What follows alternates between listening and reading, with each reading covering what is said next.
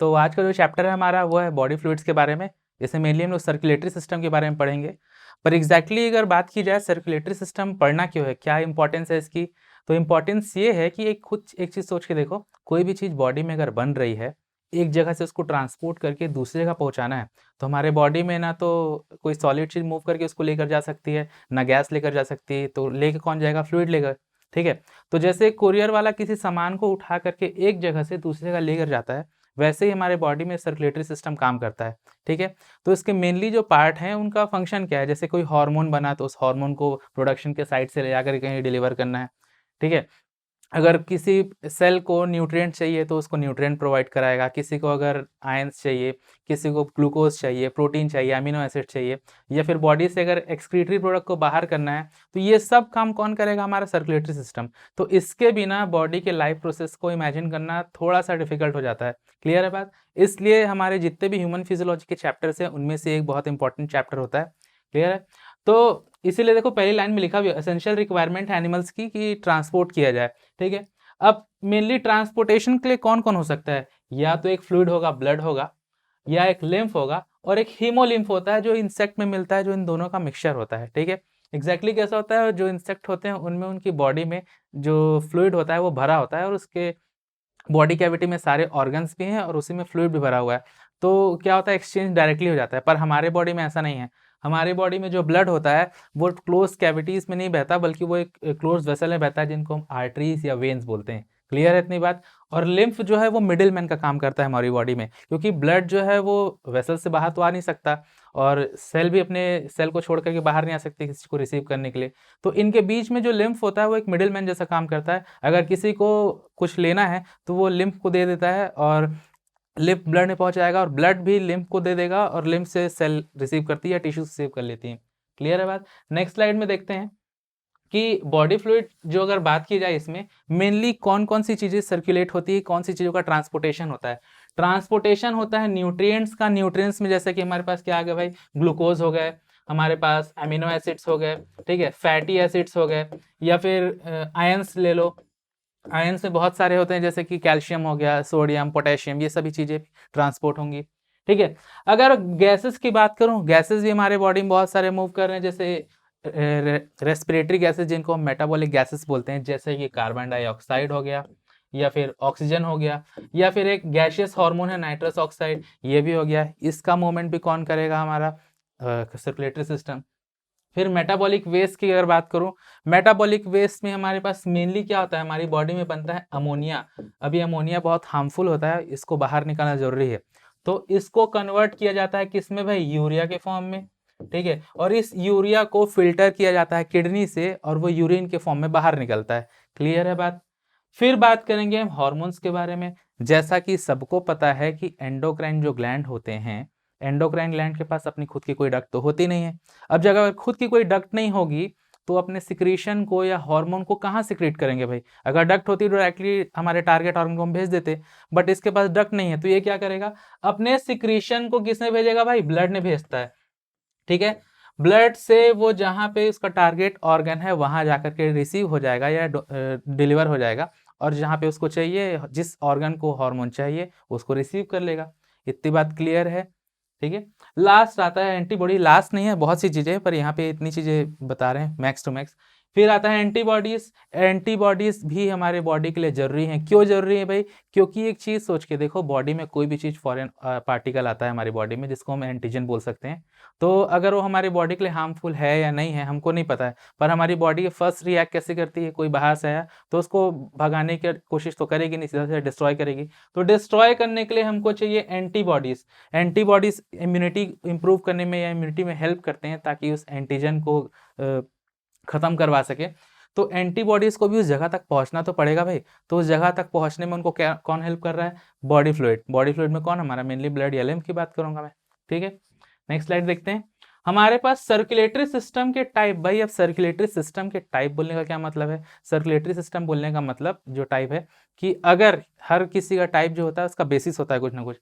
अगर मैं बात करूं यहाँ बेसिस क्या है, बेसिस है यहाँ पे फ्लूइड जो है कहाँ बह रहा है। अगर वो क्लोज्ड वेसल्स में बह रहा है, जैसे आर्टरीज और वेन्स में अगर फ्लो हो रहा है ये ब्लड, तो उसको हम बोलेंगे close type of circulatory system. अगर वो बॉडी की कैविटीज में होगा, ठीक है, तो उसको हम क्या बोलेंगे, open type of circulatory system. ठीक है, ओपन टाइप किसमें मिलता है, ऑर्थ्रोपोड्स में और मोलस्कास में। ठीक है, ऑर्थ्रोपोड में जितने भी आपके इंसेक्ट हैं वो आ जाएंगे, और मोलस्का में आते हैं आपके स्नेल हो गए या फिर ऑक्टोपस हो गया, ये सब इसमें आएंगे। क्लियर है बात।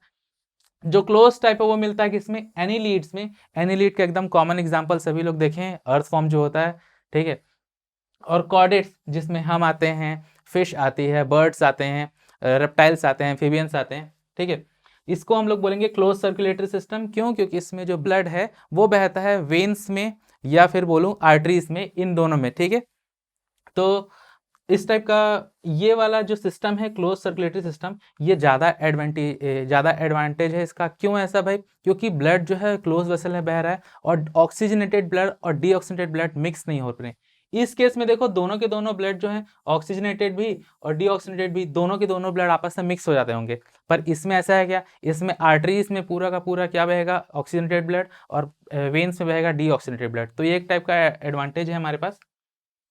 नेक्स्ट बात करेंगे ओपन सर्कुलेटरी सिस्टम का। ये किस में मिलता है, अभी मैंने बताया था एग्जांपल कि ऑर्थ्रोपोड्स और मोलस्का में मिलता है, और ये उनके बॉडी के ओपन स्पेसेस में या बॉडी कैविटीज में ये फ्लो करता है, जिसको हम लोग साइनस बोलते हैं। हमारी बॉडी में भी साइनस मिलते हैं, पर उनका सिग्निफिकेंस अलग है, यहाँ पे अलग है। ये आप देख रहे होंगे एग्जाम्पल, इसके हार्ट से जो ब्लड पूरा फ्लो हो रहा है, अब यहाँ से सारे के सारे ब्लड के फॉर्म में ये जितने भी ऑर्गन है ये ब्लड में डूबे हुए हैं कि नहीं। ब्लड ना बोल करके हीमोलिम्फ बोलना ज़्यादा ही अच्छा रहेगा, क्योंकि ये बॉडी फ्लूइड है। तो हीमोलिम्फ में पूरे के पूरे ऑर्गन डूबे हुए हैं, यहीं से एक्सचेंज होता है।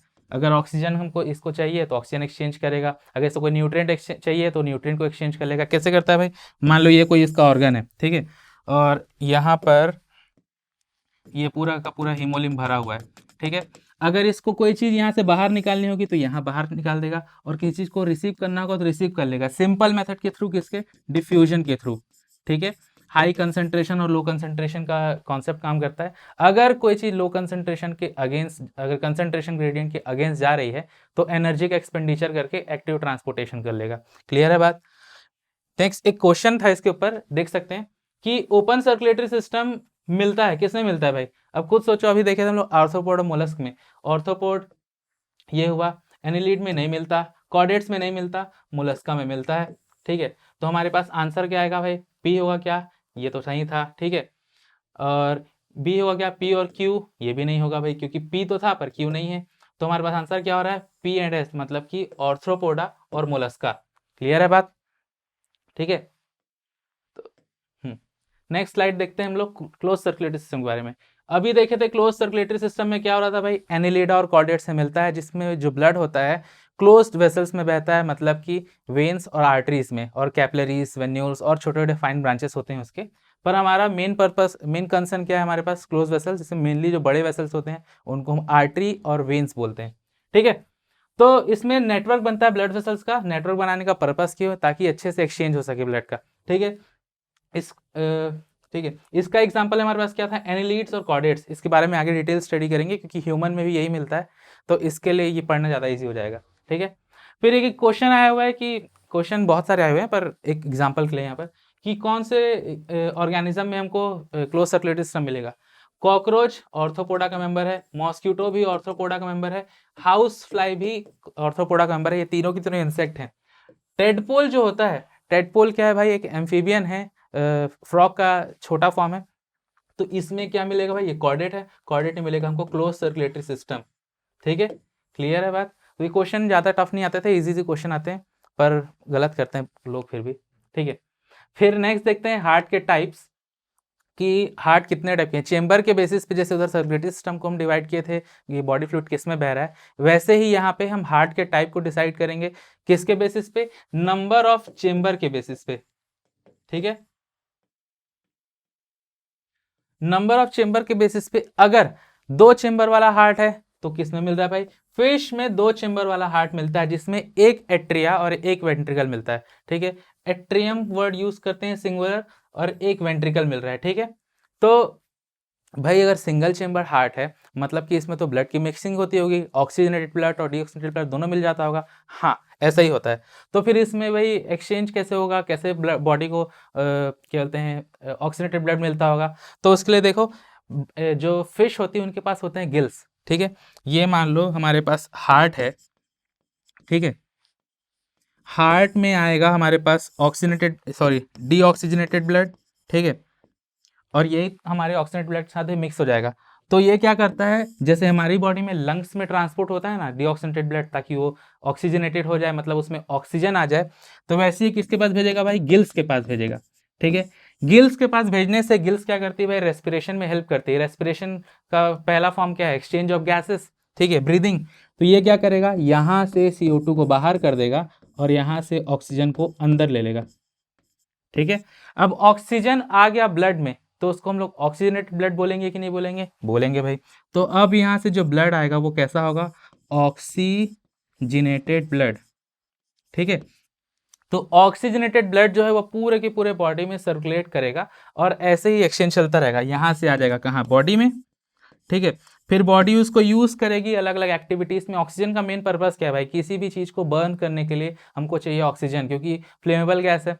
ठीक है, हेल्प करती है फ्लेम जनरेट करने में। तो हमारे बॉडी में जो सेलुलर रेस्पिरेशन होता है उसमें मेनली ऑक्सीजन का काम ही यही है कि जितने भी हमारे पास प्रोडक्ट बन रहे हैं, रेस्पिरेटरी प्रोडक्ट, जैसे ग्लूकोज हो गया, अमीनो एसिड या फैटी एसिड, इन सब को बर्न करके एनर्जी बनाना। तो बर्न करके एनर्जी बनाने के लिए कौन हेल्प करेगा, ऑक्सीजन।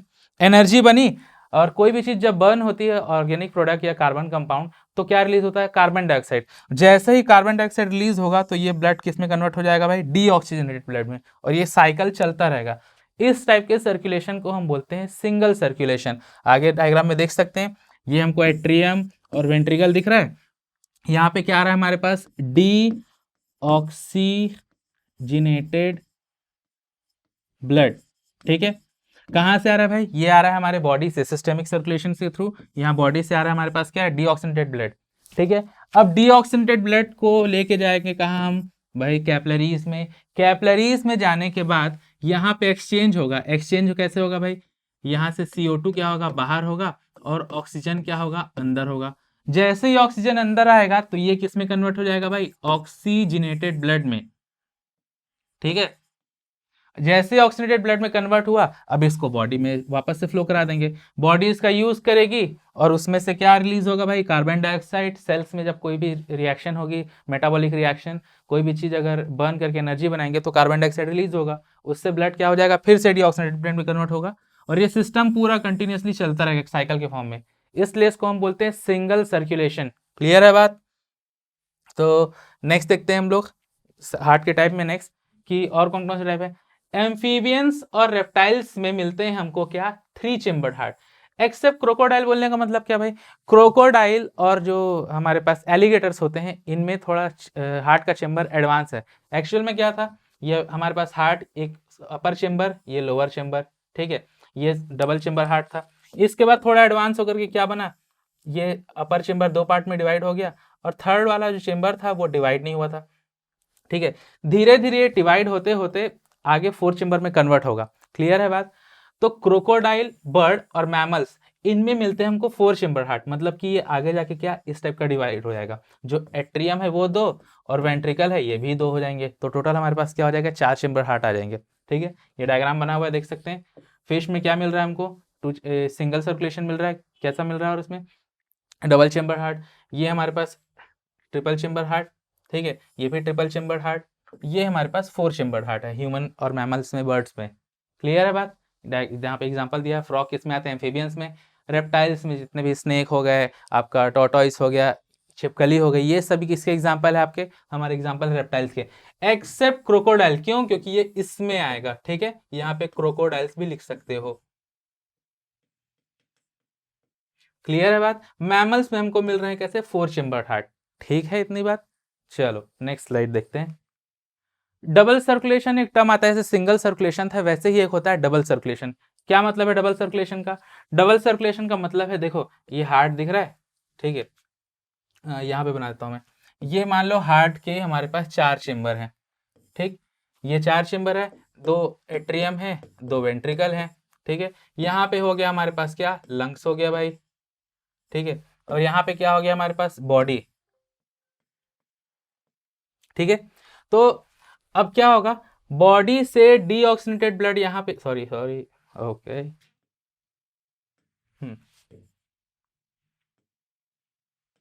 बॉडी से डीऑक्सीजनेटेड ब्लड कहाँ पर आएगा भाई? एट्रियम में आएगा, एट्रियम से वेंट्रिकल में जाएगा और वेंट्रिकल से फिर कहाँ चला जाएगा? लंग्स में।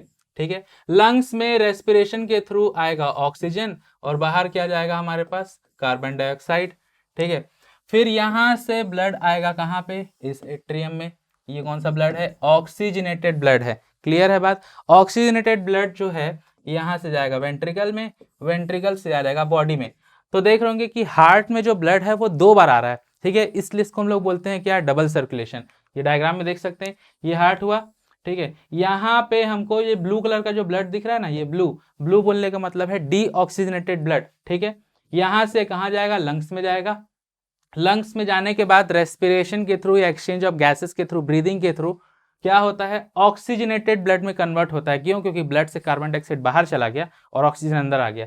जैसे ही ऑक्सीजन अंदर आएगा, ये कहाँ चला जाएगा भाई? ऑक्सीजनेटेड ब्लड हार्ट में जाएगा और हार्ट से पूरे की पूरे बॉडी में चला जाएगा। तो कायदे से देखो 2 बार हमारे हार्ट में ब्लड आया, इसलिए इसको हम लोग क्या बोल रहे हैं? Double circulation. क्लियर है इतनी बात सभी को? चलो, एक क्वेश्चन आया हुआ है, heart is known as double pump या डबल सर्कुलेशन मिलता है, क्यों? क्योंकि the right chamber pushes blood into lungs. नहीं, इतना काफी नहीं है। Left chamber pushes blood into the entire body. ये भी काफी नहीं है। Heart receives impure blood from the body. ये तो बात ही नहीं बनती। तो ये भी बात सही थी, ये भी बात सही थी। अगर ये दोनों हमको आंसर में मिल जाए तो फिर बात सही हो जाएगी। तो देखो फोर्थ ऑप्शन क्या है हमारे पास? Both A and B. इसलिए इसको डबल सर्कुलेशन बोलते हैं। क्यों? क्योंकि लेफ्ट चेंबर में भी ब्लड आता है, राइट चेंबर में भी ब्लड आता है और 2 बार पूरा ब्लड आता है बॉडी में हमारे। क्लियर है बात? ठीक है, नेक्स्ट टॉपिक है सर्कुलेटरी सिस्टम के जो कंपोनेंट्स हैं कि ह्यूमन में, अगर ह्यूमन की बात करें हम लोग या किसी भी सर्कुलेटरी सिस्टम की बात करूं मैं, कि सर्कुलेटरी सिस्टम के लिए भाई कोई ना कोई कंपोनेंट तो चाहिए होंगे। जैसे कि घर में सबकी अगर मैं बात करूं, पानी का चढ़ाने का पंप होता है। ठीक है, तो एक ऊपर टंकी लगी होती है ये। ठीक है, ओवरहेड टैंक हो गया। ठीक, यहाँ पे एक लगा हुआ है पंप। ठीक है, अब पंप में पानी का कहीं ना कहीं से तो इनलेट होगा ही होगा, तो एक पाइपलाइन यहाँ से हम लोग दे दिए। अब पंप से एक और पाइपलाइन होगी कहाँ पे? टंकी की। तो भाई इस पानी, ये जो पानी जा रहा है इसमें वाटर, वो क्या है हमारे पास? फ्लूइड है। ठीक है, टैंक हमारा बाकी का हिस्सा है और ये पंप क्या है? उस पानी को पहुंचाने वाला। से हमारे बॉडी में भी क्या होता है? हमारी बॉडी में जो हार्ट होता है वो एक पंपिंग डिवाइस है जो ब्लड को पंप कर करके पूरे के पूरे बॉडी में सर्कुलेट करता है। क्लियर है बात? तो पंपिंग डिवाइस में कौन हो गया हमारे पास? हार्ट। सर्कुलेटिंग फ्लूइड बोलने का मतलब ब्लड और जो लिम्फ होते हैं वो क्या होते हैं? पूरे के पूरे बॉडी में सर्कुलेट होते हैं। क्यों हो रहे हैं? ताकि चीज़ों का एक्सचेंज हो सके, ईजी कर सके चीज़ों को।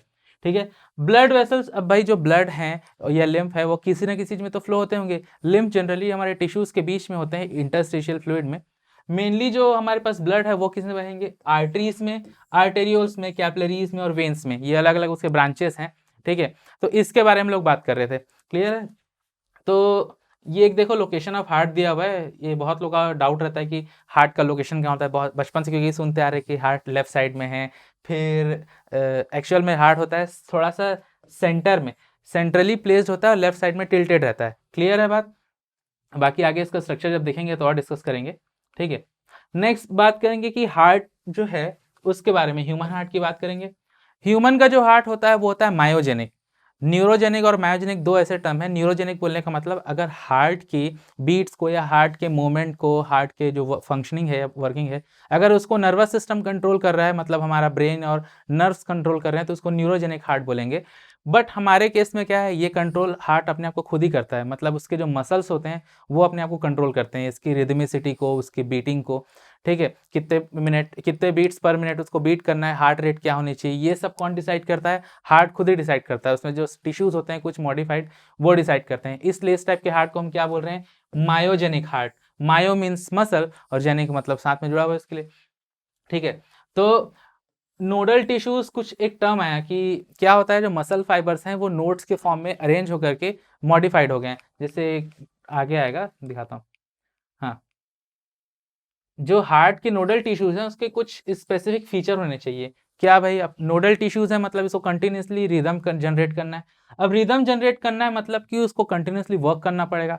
अब कंटिन्यूसली अगर वर्क करना है तो उसको क्या चाहिए? एनर्जी चाहिए। एनर्जी चाहिए तो उसके लिए क्या होना चाहिए? बहुत सारे माइटोकॉन्ड्रिया होने चाहिए। ठीक है, अब माइटोकॉन्ड्रिया बहुत सारे होकर कोई फायदा नहीं है जब तक उसको बहुत सारे न्यूट्रिएंट ना मिले। तो न्यूट्रिएंट के लिए क्या होना चाहिए भाई? रिच इन ग्लाइकोजन होना चाहिए। अब ग्लाइकोजन आ रहा है और माइटोकॉन्ड्रिया भी है, पर इसको बर्न करने के लिए ऑक्सीजन भी तो चाहिए, इसलिए इसमें वेस्कुलैरिटी बहुत ज़्यादा होनी चाहिए, कंटिन्यूस में ब्लड का फ्लो होना चाहिए, और उसके जो सार्कोमियर्स है वो लूजली अरेंज होना चाहिए या पुअरली अरेंज होना चाहिए। अब बात यही थी कि जो नोडल टिश्यूज़ हैं उनको अब कंटिन्यूसली वर्क करना है, तो इतने सारे अगर फीचर हैं तो भाई स्पेसिफिक फंक्शन तो होगा। तो पहली बात तो जितने भी नोडल टिश्यूज़ हमारे पास हैं इनका मेन फंक्शन क्या है भाई, रिदम को जनरेट करना और उसको आगे मेंटेन करना। रिदम जनरेट करने का मतलब भाई हार्ट जो बीट होता है कंटिन्यूसली, जो डॉक्टर मेजर करके आता है कि 1 मिनट में इतने बार धड़कता है दिल, वो कुछ लोग डायलॉग देते हैं ना, तुमको देख के मेरे दिल की धड़कनें बढ़ती है, सब फालतू की बात है। दिल की धड़कनें किससे बढ़ रही है भाई, नोडल टिश्यूज से। और ये नोडल टिश्यूज किसके मॉडिफिकेशन है, ये नोडल टिश्यूज मॉडिफिकेशन है मसल फाइबर के या कार्डियक मसल के, ठीक है। तो हमारा जो हार्ट होता है मेनली क्या पूरी की पूरी तरह से किससे बना हुआ है, 100% कार्डियक मसल से बना हुआ है। पर यहाँ पे लिखा हुआ है 99% of myocardial cells that is cardiac muscle fibre are contractile in nature. तो 1% का क्या है, 1% जो है वो मॉडिफाई हो गई है। मॉडिफाई होकर क्या बना दी है, नोडल टिश्यूज, ठीक है, जिसको हम लोग आगे जाकर के pacemaker, pace setter, pace conductor ये सब वर्ड का नाम दिए थे, ठीक है, ये देते हैं। तो नोडल टिश्यूज में कौन कौन होते हैं भाई, नोडल टिश्यूज में होता है SAN या ऐसे नोड बोलते हैं, साइनो ऑरिकुलर नोड। फिर आता है AVN मतलब atrio ventricular node. Atrio ventricular क्यों बोल रहे हैं भाई, देखो साइनो ऑरिकुलर नोड ये ऑरिकल में प्रेजेंट है इसलिए auricular node. AVN atrio ventricular node मतलब एट्रियम और वेंट्रिकल के बीच में है इसलिए उसको एट्रियो वेंट्रिकुलर नोड बोलते हैं। फिर आता है हमारे पास क्या, AV बंडल। ये क्या है हमारे पास, बंडल ऑफ हिस नाम का एक जो टिश्यू है नोडल टिश्यू, उसको हम बोलते हैं बंडल ऑफ हिस, ये देख लो, ठीक है। उसके बाद लास्ट पार्ट आता है हमारे पास क्या, परकिंजे फाइबर। ये जो स्ट्रक्चर दिख रहा है ना परकिंजे फाइबर, ये है, ठीक है, जो पूरे के पूरे वेंट्रिकल में फैला हुआ है। इसके थिकनेस ज़्यादा होती है इसलिए इसमें स्पीड भी ज़्यादा होती है, पर इसका स्पेसिफिक बात यह है कि ये सिर्फ बर्ड और ह्यूमन में मिलता है, ठीक है। नेक्स्ट स्लाइड में देखते हैं मेमेलियन हार्ट। क्वेश्चन एकदम बच्चा वाला क्वेश्चन है कि मेमेलियन हार्ट किस टाइप का होता है, न्यूरोजेनिक होता है क्या, मायोजेनिक होता है क्या, डाइजेनिक होता है क्या, नन ऑफ द अबव। तो भाई अभी देखे थे हम लोग, हमारा जो हार्ट होता है मेमेलियन हार्ट मायोजेनिक होता है। क्यों, क्योंकि उससे मसल जो है वो रिदमिसिटी को जनरेट कर रहे हैं और मेंटेन कर रहे हैं। क्लियर है बात, न्यूरोजेनिक तो होता नहीं है, डाइजेनिक होता नहीं है, नन ऑफ द अबव तो वैसे भी नहीं है, ठीक है। नेक्स्ट देखते हैं ऐसे नोट के बारे में, साइनो एट्रियल नोट, ठीक है। ये भी देखो ये लाइन कॉपी पेस्ट है, सब में सिंपल। कोई भी आपका जो नोडल टिश्यू है वो सब के सब किससे बने हुए हैं या किसका मॉडिफिकेशन है, मसल फाइबर के, ठीक है। Made up of modified cardiac muscle fibre, ये सब में लाइन चिपका सकते हो, ठीक है। दूसरा इसका लोकेशन के ऊपर क्वेश्चन आया है बहुत, इसमें ऐसे नोट के ऊपर बहुत क्वेश्चन आए हुए हैं, इस साल भी आए हुए थे।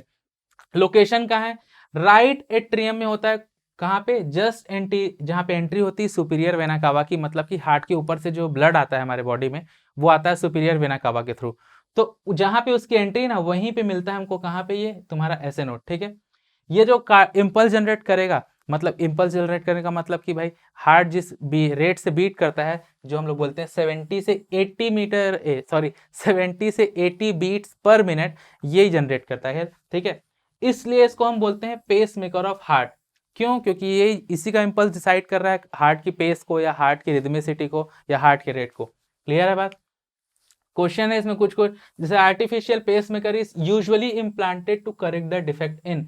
भाई पेस मेकर अगर खराब हो गया है तो आर्टिफिशियल पेस मेकर लगाएंगे हम लोग। हमारे हार्ट का पेस मेकर कौन है भाई, ऐसे नोट। अब यही खराब होगा तो इसी को रिप्लेस करेंगे ना भाई आर्टिफिशियल लगा करके। क्लियर है बात। फिर पेस मेकर क्या होता है, पेस पहला instrument for measuring heartbeat, नहीं। Instrument for measuring pulse rate, नहीं। Auriculoventricular node that provides impulse for heartbeat, ये प्रोवाइड करता है पर ये मेन डिसाइडिंग फैक्टर नहीं है। क्यों, क्योंकि AV नोड जो होता है उसके बीट्स 40 के रेंज में होते हैं, ठीक है, तो ये नहीं होगा। SA node which provides impulse for heartbeat, हाँ। क्यों, क्योंकि ऐसे नोड जो होता है वही तो उसी की रिदमिसिटी या उसी का इंपल्स तो डिसाइड कर रहा है ना, हार्ट कितने बीट्स पर मिनट मूव करेगा या बीट करेगा। फिर एक क्वेश्चन है, अभी जो मैंने बोला था लोकेशन पर क्वेश्चन आता है, SA node is located at, ऐसे नोड का लोकेशन कहाँ होता है, अभी देखिए राइट एट्रियम में मिलता है, देख लेते हैं। Left upper corner of left atrium, गलत हो गया भाई, क्योंकि भाई लेफ्ट एट्रियम में तो मिलता ही नहीं। Left lower corner of left atrium, एक और गलत। अब देखो दो ऑप्शन है राइट एट्रियम के ऊपर, right atrium, right atrium, right lower corner या राइट अपर कॉर्नर। डायग्राम में देख लो अभी यहाँ पे कहाँ पे, ये राइट साइड में है कि नहीं। अब कुछ लोग कंफ्यूज होते हैं, सर ये तो लेफ्ट दिख रहा है, पर जब भी देखोगे तो ये देखते हैं, क्योंकि ये कैसा होता है कि ह्यूमन बॉडी लेटी हुई मान लो, तो ह्यूमन बॉडी तुम्हारे सामने लेटी होगी तो अपोजिट मिरर इमेज जैसा बनता है। क्लियर है बात। तो ये वाला हिस्सा क्या हो जाएगा, सॉरी ये हिस्सा क्या होगा, राइट होगा, और ये हिस्सा क्या होगा, लेफ्ट होगा। क्लियर है बात? तो ये राइट अपर कॉर्नर में दिख रहा है कि नहीं एसए नोड का लोकेशन? क्लियर है? तो इसका भी आंसर आ गया। फिर एक क्वेश्चन आया हुआ है, pathway of myogenic impulse conduction is, इसको हम लोग इसके बाद देखते हैं जब पूरा कंप्लीट हो जाएगा। फिर एक क्वेश्चन इसको देखते हैं थोड़ा देर में। हार्ट ऑफ हार्ट इज, भाई हार्ट का भी हार्ट कौन है, मतलब हार्ट की रिदमिसिटी को भी कौन डिसाइड कर रहा है? तभी तो देखे थे ऐसे नोट, इसलिए इसको हम हार्ट ऑफ हार्ट भी बोलते हैं। ठीक है, नेक्स्ट देखते हैं एवी नोट के बारे में, जिसको हम लोग नोड ऑफ तवारा भी बोलते हैं। तवारा तवेरा गाड़ी नहीं है, अलग चीज है। ठीक है, तो ये भी देखो पहला copy paste line, made up of modified cardiac muscle fibre. ठीक है, इसका location located in lower left corner of right atrium. Upper left में कौन था, एवी नोट कि ऐसे नोट? अपर लेफ्ट में था ऐसे नोट। लोअर लेफ्ट में क्या है, सॉरी लोअर लेफ्ट कॉर्नर में क्या मिलेगा हमको, एवी नोट मिलेगा। ठीक है, फिर it is also known as reverse pacemaker, या इसको पेस सेटर भी बोलते हैं। रिवर्स पेस मेकर क्यों? सडनली मान लो कभी हार्ट का जो ऐसे नोड है वो काम करना बंद कर दिया, तुरंत तो डेथ नहीं होती है। क्यों नहीं होती? उस टाइम पे हार्ट बीट बहुत स्लो हो जाती है। क्यों? क्योंकि हमारे पास एवी नोड अभी भी प्रेजेंट है। जब ऐसे नोड सडनली खराब हो जाएगा या फंक्शनिंग बंद कर देगा, तो ऐसे नोड के बदले एवी नोड जो होता है वो अपनी फंक्शनिंग स्टार्ट करता है। तो हार्ट की जो रेट है या बीटिंग पर मिनट है वो कम हो जाती है। उसके कारण क्या है, हमारे पास टाइम होता है कि भाई कुछ भी करके या तो ऐसे नोड को एक्टिवेट कराया जाए, या फिर क्या बोलते हैं आर्टिफिशियल पेस मेकर लगवाया जाए, सर्जरी करवाया जाए, ये सब चीज़ें की जाती है। ठीक है, इसीलिए जो इलेक्ट्रिक शॉक दिया जाता है ना, ऐसे नोड को स्टार्ट करवाने के लिए आता है कि कैसे भी करके वो स्टार्ट हो जाए। ठीक है, अब इसको पेस सेटर भी बोलते हैं, बता दिया अभी मैंने कि पेस जो मेंटेन किया था, या पेस मेंटेनर भी बोल सकते हो, कि पेस मेकर ने पेस एक बना दी 70 to 80, अब इसको आगे थ्रू आउट पूरे हार्ट में पहुंचाने का काम कौन करेगा, यही करेगा। ठीक है, SA node is connected to AV node by 3 internodal tract, 3 internodal tract है, एंटीरियर, मिडिल और पोस्टीरियर। डायग्राम में देख लेते हैं, ये देख लो, ये ऐसे नोड है, ये एवी नोड है। ठीक है, तो हमारे पास एक एंटीरियर ट्रैक्ट, एक मिडिल ट्रैक्ट और एक पोस्टीरियर ट्रैक्ट। भाई इतने दूर से इतने दूर आने के लिए कोई ना कोई मीडियम तो चाहिए ही चाहिए। तो ये 3 ट्रैक्ट है हमारे पास, एंटीरियर, मिडिल और पोस्टीरियर। क्लियर है बात इतनी? ठीक है, नेक्स्ट देखते हैं, पेस सेटर किसको बोलते हैं भाई, परकिंजे फाइबर को? नहीं। ऐसे नोड को? नहीं, ये तो पेस मेकर है। Papillary muscle? नहीं, एवी नोड को। ठीक है, ये इजी क्वेश्चन है, मतलब पढ़ने के बाद सब इजी लगता है, नहीं पढ़ोगे तो डिफिकल्ट लगता है।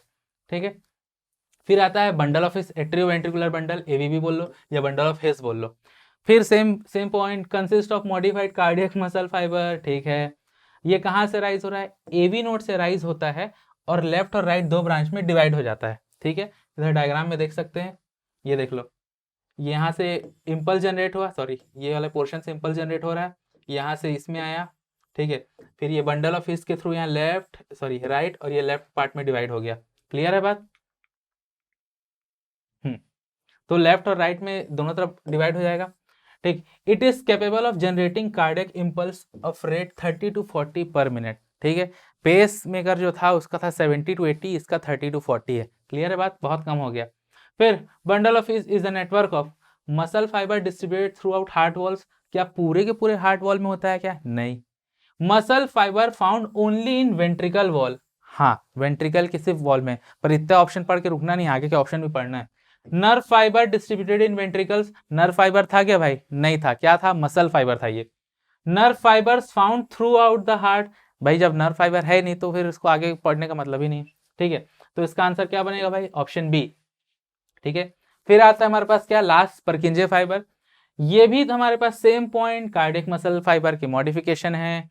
ये सिर्फ और सिर्फ बर्ड्स और मैमल में मिलते हैं, ये एक अलग बात हो गई जिससे बर्ड और एनिमल मिलते हैं। ठीक है, ये थिक होते हैं इसलिए इम्पल्स में बहुत क्विकली ट्रैवल करेगा। सबसे फास्ट जो पेस है इसी में है, 4 मीटर पर सेकंड की स्पीड से ट्रैवल करता है इसमें। ठीक है, और इसमें जो इम्पल्स जनरेट करने की कैपेसिटी कितनी, 25 बीट्स पर मिनट। ठीक है, इस पे भी क्वेश्चन देख लेते हैं। Purkinje fibres are special types of muscle fibre. देख लो, बाकी सब नर्व फाइबर है, कनेक्टिव टिश्यू है, सेंसरी फाइबर है, सिर्फ एक ही आंसर सही है, मसल फाइबर है हमारे पास ये। ठीक है, परकिंजे फाइबर। अब मैंने क्वेश्चन स्किप करवाया था कि लास्ट में देखेंगे। ये देखो, pathway of myogenic impulse conduction, मतलब कि अब खुद सोच के देखो कैसे बन रहा है। पहले ऐसे नोड था। ठीक है, ऐसे नोड से कहाँ आया, एवी नोड में आया। एवी नोड से कहाँ आएगा, बंडल ऑफ हिस में आएगा। ठीक है, बंडल ऑफ हिस से किस में आएगा, परकिंजे फाइबर। ठीक है। तो इसमें देख लो ये कौन सा ऑप्शन सही है, SA node, AV node, Purkinje fibre, bundle of, ये गलत हो गया, एवी ऐसे, ये भी गलत हो गया, एवी एंड बंडल ऑफ, ये भी गलत, एक ही ऑप्शन सही है, ये देख लो, ऐसे नोट पहला ऑप्शन, फिर एवी नोट, फिर बंडल ऑफ हिज, फिर परकिंजे फाइबर। क्लियर है बात सभी को इतनी? ठीक है, इसलिए क्वेश्चन स्किप करा है, लास्ट का क्वेश्चन बनता है क्योंकि ये, ठीक है। नेक्स्ट देखते हैं, ये फीचर मैंने डिस्कस कर लिया था। देखो इस डायग्राम से भी देख के समझ सकते हो कि कैसे काम करता है। ठीक है, यहाँ पे हमारे पास जनरेट हुआ इम्पल्स ऐसे नोट से, ऐसे नोट से कहाँ आएगा हमारे पास, एवी नोट में, एवी नोट से दो पार्ट, यहाँ पूरा बंडल ऑफ हिज है ये वाला पोर्शन, यहाँ से डिवाइड हुआ है राइट और लेफ्ट में, यहाँ पे परकिंजे फाइबर पूरा फैला हुआ है वेंट्रिकल की वॉल्स में। क्लियर है बात?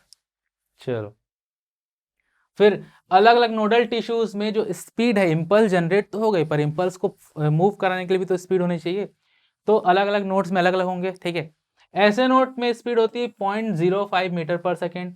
इंटरनोडल जो पाथवे था, मतलब कि ऐसे नोड और एवी नोड के बीच में जो ट्रैक थे, उनकी स्पीड होती है 0.1 मीटर पर सेकेंड।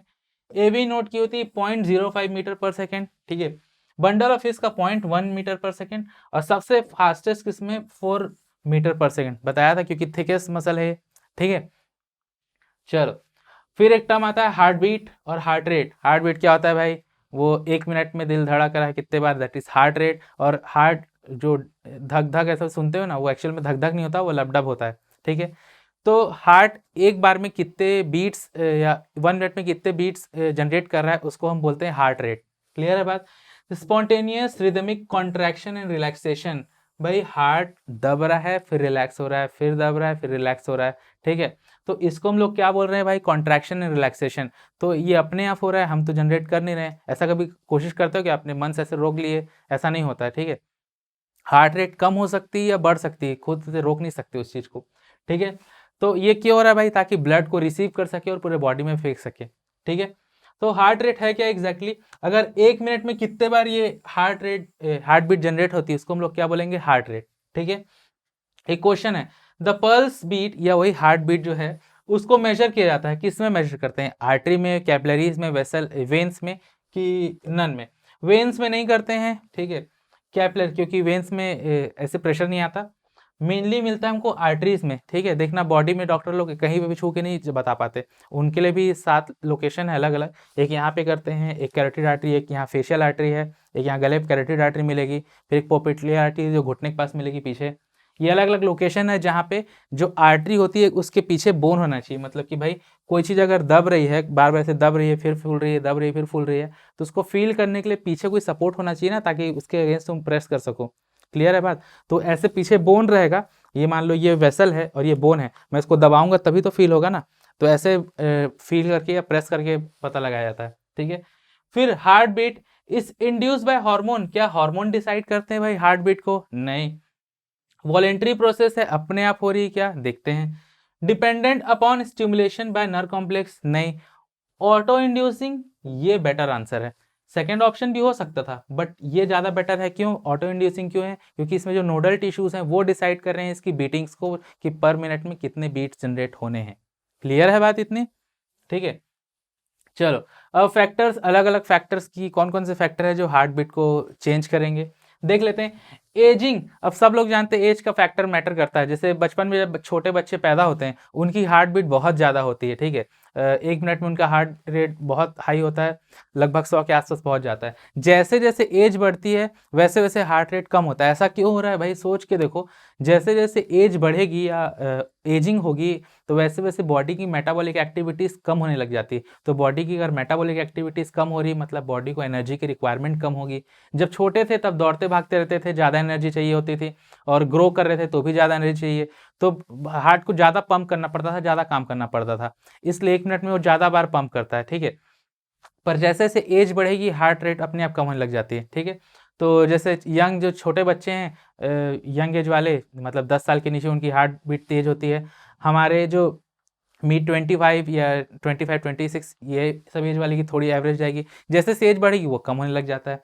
ठीक है, फिर एक न्यूरो ट्रांसमीटर होता है जिसको हम लोग बोलते हैं एसिटाइल कोलिन, वो क्या करेगा, ऐसे नोट को हाइपर पोलराइज करता है। ठीक है, ओल्ड एज में ब्लड वॉल्यूम डिक्रीज हो जाएगा। ठीक है, इलास्टिसिटी भी डिक्रीज हो जाएगी ब्लड वेसल्स की, क्योंकि भाई एजिंग हो रही है ना।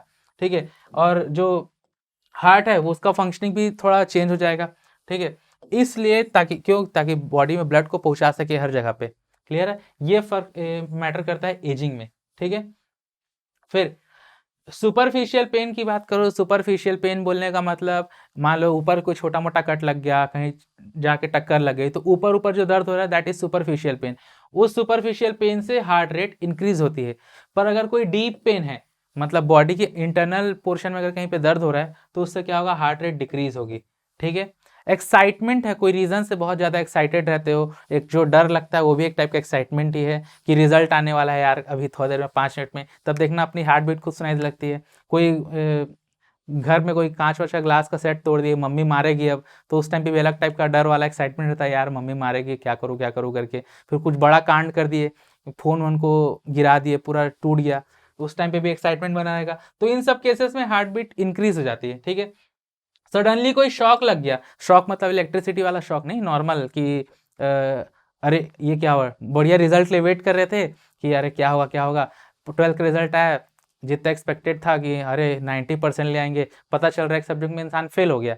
तो जैसे ही फेल हुआ, वो रिजल्ट देखा, तो उसको सडनली शॉक लगता है, तो उस टाइम पे हार्ट रेट थोड़ी डिक्रीज जाती है, क्योंकि इंसान थोड़ा सा क्या बोलते हैं, लो में चला जाएगा, लो फीलिंग में, कि दुखी होकर बैठ जाएगा। तो उस केस में क्या हो जाएगा भाई, हार्ट रेट कम हो जाती है। फिर एक टर्म आएगा एड्रेनलिन। एड्रेनलिन रश जब भी होता है बॉडी में, एड्रेनलिन एक्चुअली में हमारा बॉडी का स्ट्रेस हार्मोन है, जिसको हम लोग FFF हार्मोन भी बोलते हैं। क्यों ऐसा बोलते हैं, क्योंकि जब कभी भी तुम्हारे पास ऐसी कंडीशन आएगी, इमरजेंसी वाली कंडीशन, कि जहाँ पे तुमको मान लो सामने शेर आ गया, सांप आ गया, तो उस टाइम पे या तो तुम डरोगे, या तो लड़ोगे, या तो भागोगे, 3 में से एक कंडीशन होगी। तो तीनों कंडीशन में तुम्हारा हर कंडीशन में तुमको बहुत ज़्यादा एनर्जी चाहिए, तो उस टाइम क्या करता है, बॉडी हार्ट रेट बढ़ा देता है एनर्जी जनरेट करने के लिए बहुत ज़्यादा, और एनर्जी ज़्यादा जनरेट हो इसलिए ब्लड फ्लो भी बढ़ेगा। ये सब काम कौन करवाएगा, एड्रेनलिन। तो भाई एड्रेनलिन के केस में हाई तुम्हारा हार्ट रेट इंक्रीज होगा कि नहीं होगा, ठीक है। एसिटाइल कोलिन अभी देखे थे, हार्ट रेट डिक्रीज कर रहा है, ठीक है। सोडियम पोटेशियम अगर एक्सेस में आ जाए ब्लड में, सोडियम पोटेशियम एक्सेस में हो जाएगा तो भी हार्ट रेट डिक्रीज हो जाएगा। कैल्शियम अगर एक्सेस में है तो हार्ट रेट इंक्रीज हो जाएगा, क्योंकि कैल्शियम किसी भी मसल के मूवमेंट के लिए इंपॉर्टेंट है, ठीक है। जितना ज़्यादा कैल्शियम होगा उतना ज़्यादा मसल की कॉन्ट्रैक्टिलिटी और रिलैक्सेशन बढ़ेगा, ठीक है। तो हाई कैल्शियम से क्या होगा, हार्ट रेट इंक्रीज होता है। मेल और फीमेल में ये थोड़ा सा कंट्रोवर्शियल चीज़ है, पर ठीक है। मेल में हार्ट रेट लो होता है और फीमेल में हार्ट रेट हाई होता है, क्यों, मेटाबॉलिक एक्टिविटी से कारण, ठीक है। चलो ये तो अलग अलग फैक्टर्स हो गए जो हार्ट रेट को डिसाइड कर रहे हैं, ठीक है। फिर एक टर्म आता है स्ट्रोक वॉल्यूम। क्या होता है भाई स्ट्रोक वॉल्यूम, जो वेंट्रिकल है ना भाई, हार्ट तो एक साथ बीट करता है ना, एट्रियम और वेंट्रिकल, पर ब्लड को पंप आउट मतलब बाहर कौन भेजता है, वो भेजता है वेंट्रिकल। मतलब कि एक बीट में हार्ट बोलूं या वेंट्रिकल बोलूं, जितने ब्लड को बाहर भेजेगा, जितना वॉल्यूम को, जितना मिलीलीटर या लीटर बोल लो, तो लीटर तो बहुत कम हो जाएगा, इसलिए मिलीलीटर में मेजर किया जाता है। तो जितने मिलीलीटर ऑफ ब्लड को ईच बीट में वेंट्रिकल क्या करेगा, बाहर निकालेगा, उसको हम बोलते हैं स्ट्रोक वॉल्यूम। तो जनरली एक में 70 मिलीलीटर होता है, ये एक एवरेज वैल्यू है, ठीक है। मतलब कि एग्जैक्ट नहीं है, बहुत लोग का मेजर करने के बाद एक मिलता है हमको वैल्यू 70 मिलीलीटर, ठीक है। ट्रेन जो एथलीट्स हैं उनमें इसका वैल्यू हाई होगा, क्यों, क्योंकि भाई उनकी ट्रेनिंग ही वैसी हुई, उनको एनर्जी ज़्यादा चाहिए, तो उनको ज़्यादा लगता है, तो उनकी बॉडी का जो उनका जो हार्ट है वो ज़्यादा पंप करता है ब्लड, ठीक है। तो इसी स्ट्रोक वॉल्यूम से एक टर्म बनता है कार्डियक आउटपुट, ठीक है। ये इसी को हार्ट आउटपुट भी बोलते हैं। मतलब कि एक एक वेंट्रिकल जब बीट कर रहा था, एक बार हार्ट बीट कर रहा था, तो 70 ml हो रहा है। अगर मैं इसी को बोलूँ कि 1 मिनट में पूरी हार्ट रेट के साथ मल्टीप्लाई कर दूं कि 1 मिनट में टोटल हार्ट कितना ब्लड पंप आउट करता है, तो वो कैसे निकालेंगे भाई, 1 मिनट में लगभग 72 बार हमारा हार्ट बीट करता है, और 1 सेकेंड में, सॉरी 1 बीट में 70 होता है ml, ठीक है। तो इसको मल्टीप्लाई करोगे तो 5040 के आसपास की वैल्यू आती है, ठीक है।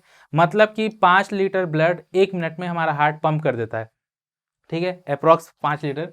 तो इसी वैल्यू को हम क्या बोल रहे हैं, कार्डियक आउटपुट, ठीक है। एक्सरसाइज करने के टाइम पे हमको एनर्जी ज़्यादा चाहिए। अब एनर्जी अगर ज़्यादा चाहिए हमको, तो भाई जब एनर्जी ज़्यादा चाहिए तो हार्ट भी ज़्यादा पंप करेगा कि नहीं करेगा, क्योंकि उसको चाहिए कि बॉडी की एनर्जी रिक्वायरमेंट बढ़ रही है, तो एनर्जी रिक्वायरमेंट बढ़ रही है तो बॉडी में ज़्यादा ज़्यादा ग्लूकोज सप्लाई करना पड़ेगा, ठीक है। तो उसके लिए क्या करेगा, ज़्यादा पंपिंग कर चलती है, ज़्यादा पंपिंग होगी तो ज़्यादा ब्लड रिलीज होगा, ठीक है। एथलीट्स में ये भी बहुत ज़्यादा ही होगा, क्यों भाई, क्योंकि ये वाला पोर्शन तो इनमें ज़्यादा होता ही है एथलीट्स में, ठीक है, हार्ट रेट भी थोड़ा ज़्यादा ही होगा क्योंकि उनमें एनर्जी की ज़्यादा रिक्वायरमेंट है। एक क्वेश्चन पूछा हुआ है, cardiac output is determined by heart rate या स्ट्रोक वॉल्यूम। भाई हार्ट रेट से भी होता है, स्ट्रोक वॉल्यूम से भी होता है, ब्लड फ्लो से होता है क्या? नहीं, इसलिए both A and B. Clear है बात?